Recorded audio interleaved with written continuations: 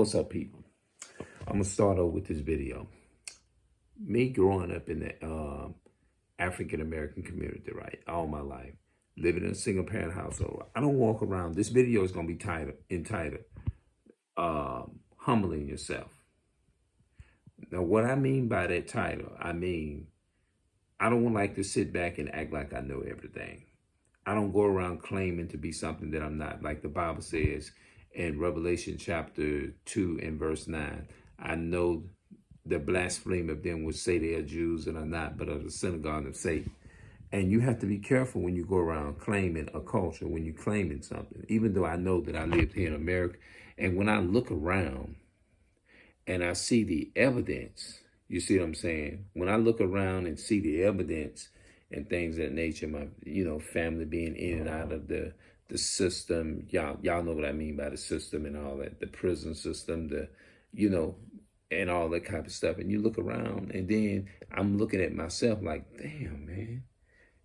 It seems like you can't never pull the hell up. You know what I'm saying? Things like that. The money that you get a month, you got to put it into bills, rent, and all that. I'm like, man, wait a minute, that ain't living good. And see, single parent household, when you think of all of those type of things, me, myself, then it kind of give me a sense of a general idea that I could be. You know what I mean? You know what I'm saying? But I don't like I still like to humble myself and learn. You see what I'm saying? But I still have a passion is to teach my people. You see what I'm saying? This is what I read from. I'm still learning how to try to pronounce some hard words in here. They got some hard words in here, but I love this book, and I love the brother who actually took out the time. He wrote more than that, but this one here is my favorite one because this one here goes into a lot of history. If I can just get the rest of them words down, now I'm getting them now because they got a lot of words in here called logophagy, and then they got enough. Those were like words that they used, the original words, tribe names for the people of Africa. Lolofagi and what's the other one?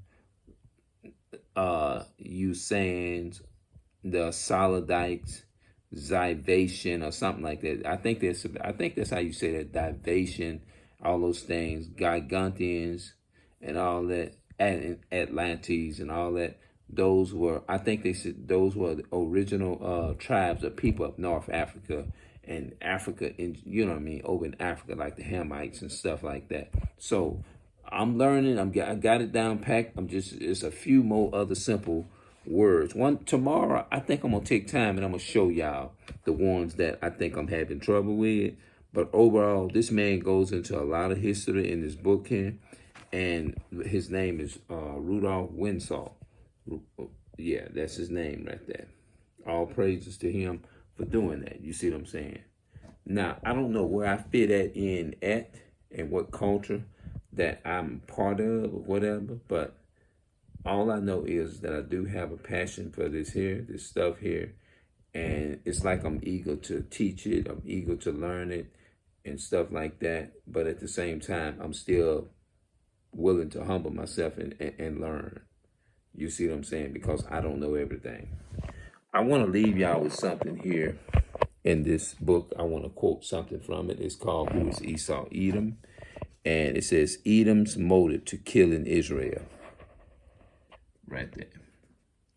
Just as with any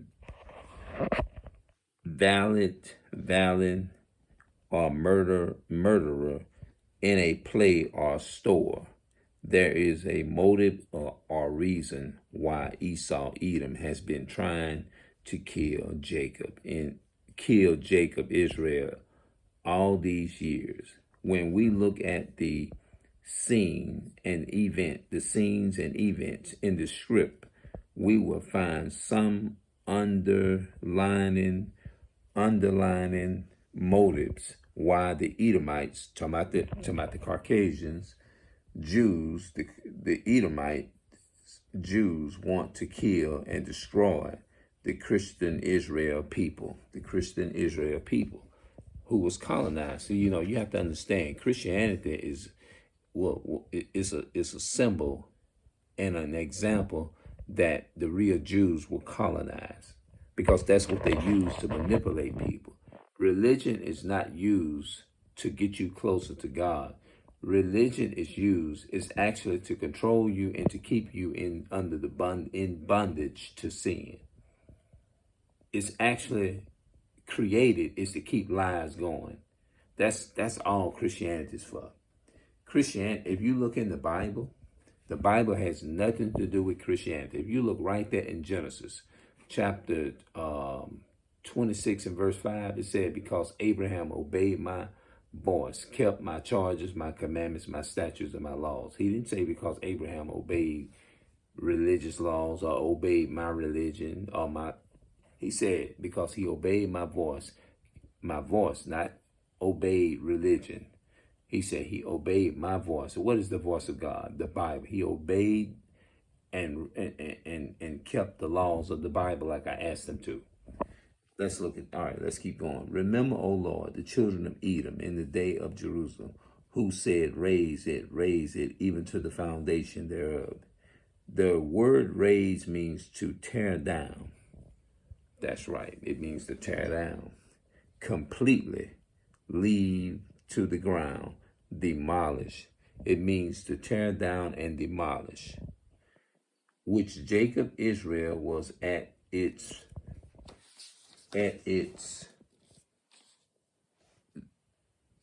what is that? Let me see what this word is. Which Jacob was at its zenith in terms of national states and prosperity. Esau, Edom, desired to see its capital city destroyed. This philosophy was revealed in the Jew Adam wise ship, whose basic Illuminati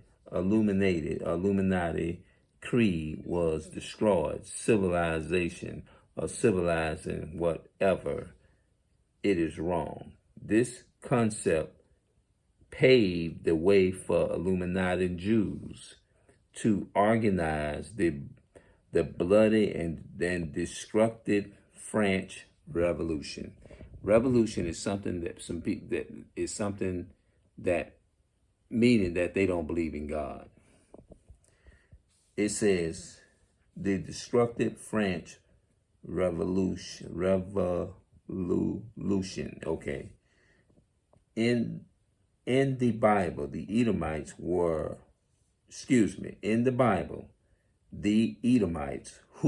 were fewer in number than Israel had not the ability or might to take out their revenge against Israel.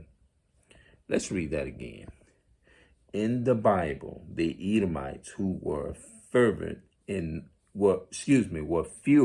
in number than Israel had not the ability or might to take out their revenge against Israel and Judah until they were weakened by civil war between them in 734 BC. BC means before Christ. Judah had suffered the loss of 12,000 men in one day. 2 Chronicles chapter 28 verse 6. Another 2,000 of Judah's inhabitations. The inhabitation were people who inhabited something that was occupied, taken up by somebody else. They took up that space. Were taken captive by Israel, along with much of its goods as spoil. 2 Chronicles chapter 28 verse 8. The Edomites took advantage of Judah and Judah's weakening. The Edomites took advantage of Judah's weakening condition and their vengeance. That's what the so-called white men do. they take advantage of the real Jews. They take advantage because they can't be over there in Israel calling themselves the real Jews. That's what they do. How can they, like, I don't see how they can do that. And had came and attacked Judah and carried their way captives. That's 2 Chronicles 28, verse 17. Thus, when Judah was torn by the revenge of civil war, it was Edom who had rushed in and resacking the land and took the inhabitants into captivity. That means they took the Israelites into captivity. That's what they did. The ways and characteristics of the actor Esau, Edom, do not change, and thus this treacherous against God's people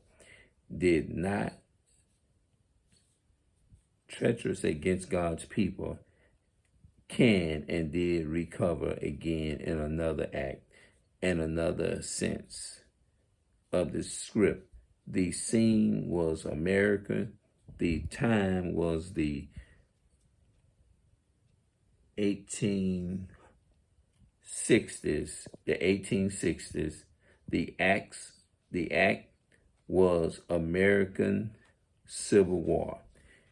Here was a war not only planned and instigated by Jews such as the Rothschilds, but both sides were financed by Jewish banks. See, that means that they own all this stuff. That's talking about them Jewish people, them fake Jews. Because the fake Jewish people own the banks. That's what our people don't realize. But they are more willing to hear somebody talk about who's going to be the next president than what our nationality is. It's more important, and our land, according to God, and what God calls us is what we should be learning. It's more important than who the next going to be the next so-and-so president or whatever you want to call this shit. When the southern states led devastating in the aftermath of war, the Jewish matrons' plan of reconstruction was established to further destroy the white rule and culture. And that's why they don't want to give it up. The South was put under military government. That's why we shouldn't even be in no military. Our people shouldn't. And whites were deprived of their rights, their constitution, and their property. Entire plantation was destroyed, burned, and pledged to deny the white Southerners their inheritance. Now, every nation, people. Now that's what people want to say, and I'm gonna take time and look it up in this book tomorrow. I'm not gonna read it all tonight, but I'm gonna read the rest of the answers tomorrow. It says that every nation, they say, was enslaved, right? Okay, that could be true, but remember this: the Hebrews were in the majority. Based upon what I read in this book right here. Let's go to it. Matter of fact, let's see if we can read it right quick. Let's get that.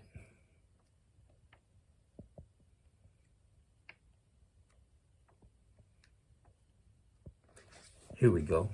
I think this is it.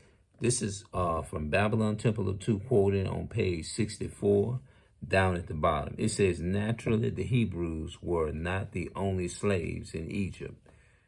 That's what, wait a minute.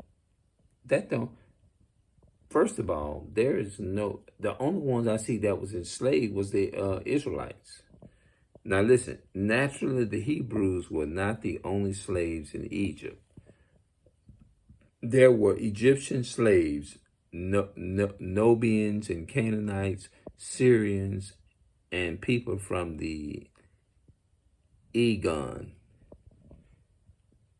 Islands, but the Hebrew slaves were in the majority. The only records of being enslaved is the Hebrews. It says that the Hebrews were in the majority. Naturally, the Hebrews were not the only slaves in Egypt. There were Ethiopian slaves, Nabians, Canaanites, Syrians, and people from the Aegean Islands, but the Hebrew slaves were in the majority. That's what it says. The Hebrew slaves were in the majority. And that's what I read in the Bible. So that's what I'm going to go by in the Bible. So I'm going to get up out of here. This video is entitled, I Don't Know Everything. No, wait a minute. What did I say it was? Humbling yourself. Humbling yourself. That's what I wanted to name. Humbling yourself. I'm out.